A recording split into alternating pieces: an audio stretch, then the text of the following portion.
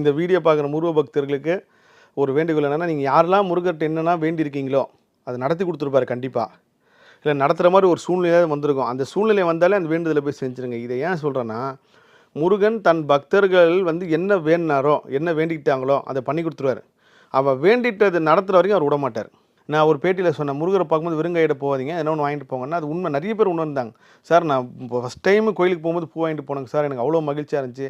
ஒரு பெரிய மாலையை கொடுத்து அமிச்சாங்களே, இதுதான் நம்ம இயற்கை சொல்கிற ஒரு விஷயம். நம்ம ஒன்று கொடுத்தா நம்மளுக்கு இன்னொன்னா பெருசாக திரும்பி வரும்.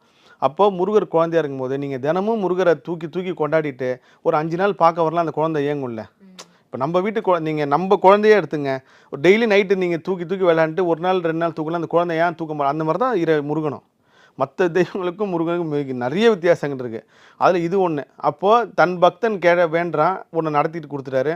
அந்த மாதிரி நான் நவம்பர் தீபாவளி அன்றைக்கி ஒரு விஷயத்தை வேண்டாம், ஒரு சினிமா சம்மந்தமாக